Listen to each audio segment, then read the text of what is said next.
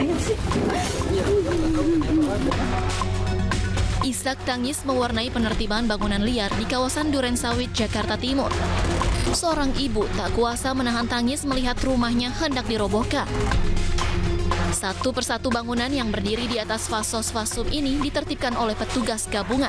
Penertiban ini diawali oleh petugas yang mengeluarkan barang perabotan dari dalam rumah.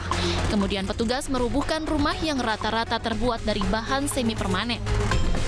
Penertiban dilakukan lantaran bangunan liar yang dijadikan rumah dan pengepul barang bekas tersebut berdiri di atas fasilitas sosial dan fasilitas umum. Kegiatan hari ini merupakan kegiatan tindak lanjut kami, ya, berdasarkan aduan dari masyarakat. Banyak sekali kegiatan-kegiatan yang mengganggu ketertiban, ya, masyarakat, khususnya warga-warga yang tidak pernah melapor kepada RT dan RW, tinggal tanpa izin dan membangun tanpa izin. Berapa bangunan Pak yang ditertibkan? Hari ini ada 3 bangunan yang kita lakukan eksekusi. Sebelum penertiban, petugas telah mengirimkan surat pengosongan bangunan sejak 7 hari sebelum eksekusi. Sementara di lokasi ini, rencananya akan dijadikan taman untuk masyarakat umum. Dari Jakarta, Rio Manik, iNews melaporkan.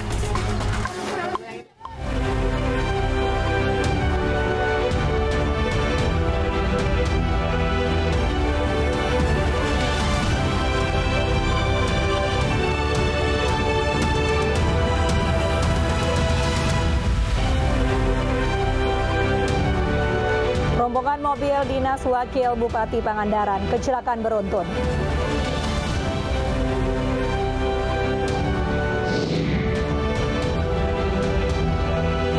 Kepala Sekolah Madrasah di Labuan Batu, Sumatera Utara, cabuli 9 murid.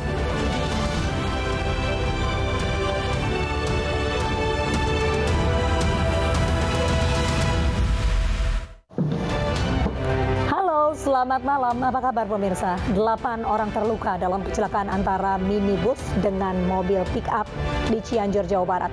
Kecelakaan itu diduga karena sopir pick-up hilang kendali saat menyalip. Bersama saya, Mirva Suri, inilah iNews Malam selengkapnya.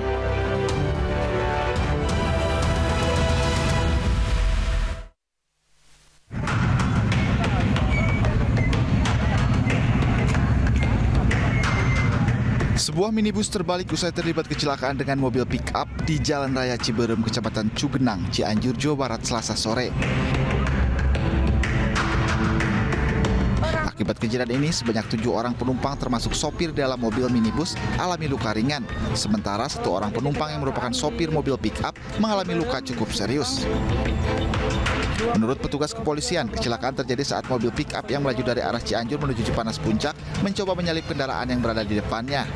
Namun dari arah berlawanan ada minibus sehingga pick-up mencoba menghindar. Namun sang sopir tak bisa kendalikan kendaraan hingga terjadi kecelakaan. Yang mana kejadian tersebut mengakibatkan ada 8 korban, yang mana 7 orang luka ringan dan 1 orang luka berat. Adapun kronologis kejadiannya yaitu terjadi laka karena mobil pick-up yang dari arah Cianjur atau dari arah bawah melambung ke arah kanan, dan dari atas ada mobil carry minibus yang bermuatan orang, yang mana mobil carry ini dari atas ini tetap di jalurnya. Karena yang dari bawah mobil pick-up ini melambung, akhirnya terjadi tabrakan. Polisi menggelar olah tempat kejadian perkara untuk mengetahui penyebab kecelakaan. Sementara 8 korban yang alami luka dibawa ke rumah sakit untuk mendapatkan perawatan intensif. Dari Cianjur, Jawa Barat, Muhammad Andi Ihsan, iNews melaporkan. Rombongan kendaraan mobil Dinas Wakil Bupati Pangandaran kecelakaan beruntun di Jalan Ciamis, Jawa Barat. Kecelakaan itu tidak menimbulkan korban jiwa.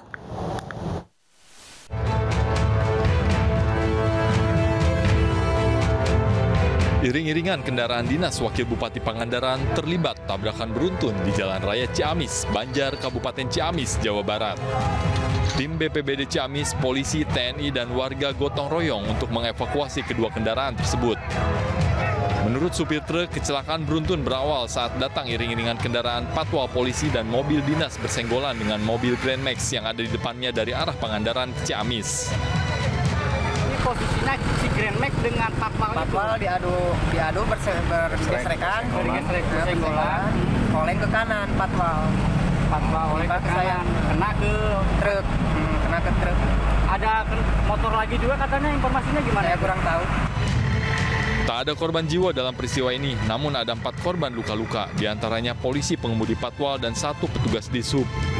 Supir kendaraan dinas Wakil Bupati dan wanita pengendara sepeda motor yang langsung dilarikan ke RSOP Ciamis. Sementara sang Wakil Bupati dikabarkan hanya mengalami luka ringan. Kasus kecelakaan beruntun ini kini telah ditangani unit Satlantas Polres Ciamis untuk penyelidikan lebih lanjut. Ratusan petani menggelar aksi menolak proyek sistem penyediaan air minum Pantai Selatan Lombok Timur, Nusa Tenggara Barat. Para petani menolak karena proyek merugikan petani yang memanfaatkan sumber air ini. Ratusan petani menggelar aksi dengan mendatangi lokasi pembangunan instalasi penyediaan air proyek SPAM Pantai Selatan yang dibangun di wilayah Kota Raja. Warga berorasi menolak proyek ini karena menganggap proyek akan merugikan para petani yang bergantung pada air untuk mengairi lahan pertanian. Masa mendesak pemerintah agar menghentikan proyek dan mengutamakan kebutuhan petani.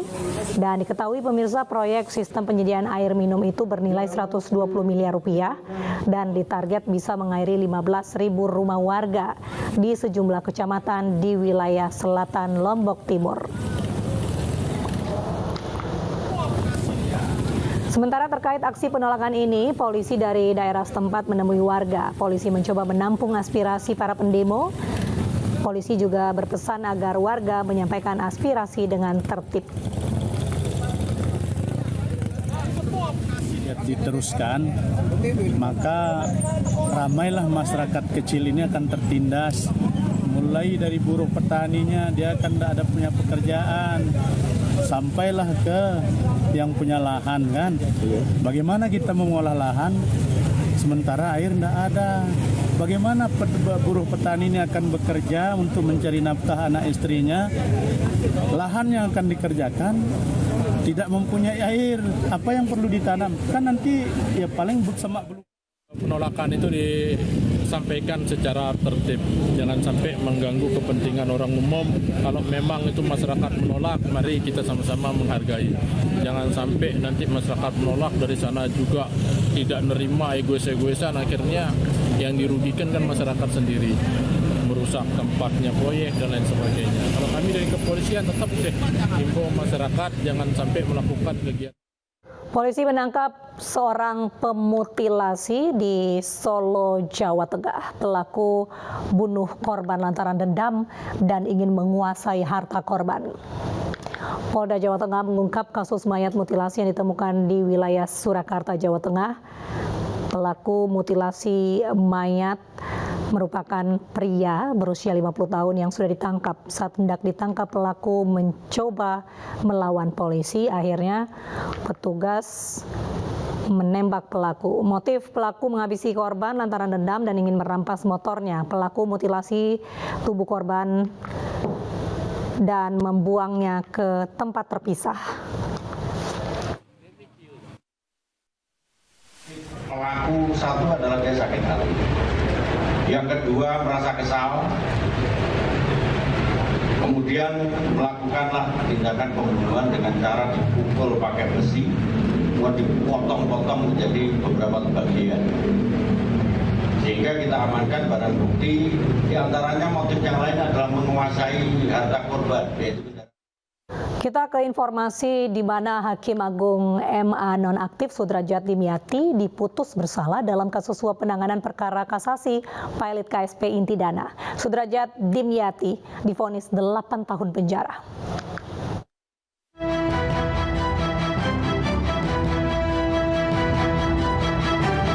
Vonis 8 tahun penjara untuk Hakim Agung MA nonaktif Sudrajat Dimyati dibacakan Ketua Pengadilan Negeri Bandung Yose Rizal yang bertindak sebagai Ketua Majelis Hakim.